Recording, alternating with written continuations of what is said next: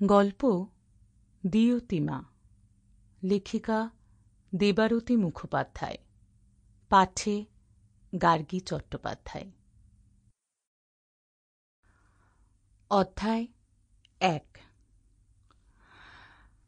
আমাদের এই দুর্গাপুজো প্রতিটা বাঙালি, না শুধু বাঙালি নয়, বাংলা ভাষা বাংলা সংস্কৃতির সঙ্গে জড়িত, প্রতিটা মানুষের আত্মার সঙ্গে জড়িত। মা দুর্গা যেমন আমাদের প্রত্যেকের আত্মার আত্মীয়, তেমনি দুর্গাপুজো বাংলার সবচেয়ে বড় উৎসব, হাজার হাজার মানুষের রুটিরুজির প্রধান মরশুম, তাদের জীবিকাও বটে। ছেলেটা দম নিতে এক মুহূর্ত থামল। ছেলেটার পরনে চক্রাবক্রা শার্ট আর ফুটিফাটা জিন্স, হাতে একটা বেশ বড় মাপের উল্কি দৃশ্যমান। মাথার চুলগুলো হলদেটে রং করা, হাওয়ায় উঠছে ফুরফুর করে। বক্তৃতা থামিয়ে ছেলেটা সম্ভবত পরখ করতে চাইল সামনে বসে থাকা মানুষগুলো তার এই ভারী ভারী কথাগুলো বুঝছে কিনা। না বুঝলে অবশ্য কোনো চাপ নেই, তার কাছে সব রকম বক্তৃতারই স্টক থাকে। গুরুগম্ভীর, মাঝারি, হালকা, ছ্যাবলা, শুধু বিষয় আর অডিয়েন্স বুঝে একটু নেড়েচেড়ে এক চামচ আবেগ মিশিয়ে পরিবেশন করলেই হলো। মাটির তাল দিয়ে যারা প্রবল নিষ্ঠায়, মমতায় নিখুঁত প্রতিমার আকার দেন, অক্লান্ত পরিশ্রমে যারা ডাকের সাজে বা বিভিন্ন গ্রামবাংলার শিল্পে অপরূপা করে তোলেন মাকে, তাদের এবং তাদের পরিবারের আশা নিরাশার অনেকটা জুড়ে থাকেন মা দুর্গা। কোনো গণতান্ত্রিক রাষ্ট্রের বা রাজ্যের অধিকার নেই সেই মৌলিক অধিকারকে খর্ব করার, আমাদের জীবিকা নির্বাহে বাধা হয়ে দাঁড়ানোর। মঞ্চের ওপর দাঁড়িয়ে ইকো হওয়া মাইক শক্ত করে ধরে গলার শির ফুলিয়ে ছেলেটা এবার বলল, তারপর সামান্য দম নিয়ে চেঁচাল, কি ভাই সব, আমি ঠিক বলছি তো? ঠিক বলছে মানে? বেড়ে বলছে। গলাটা কি সুন্দর কাঁপাচ্ছে দেখেছিস? মা দুর্গা যে আমার আত্মীয় আমি জানতামই না মাইরি।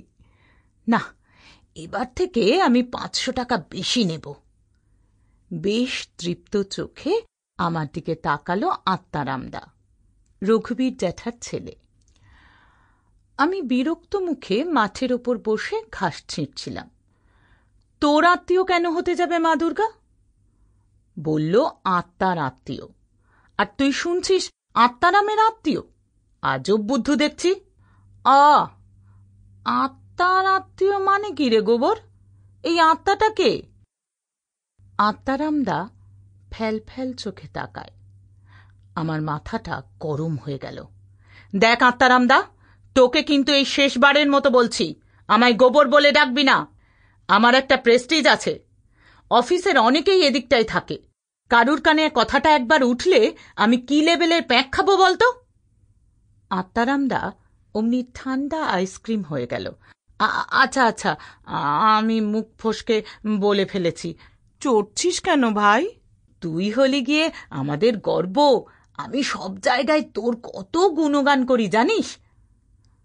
আত্মারামদা আমায় গলাতে চেষ্টা করল।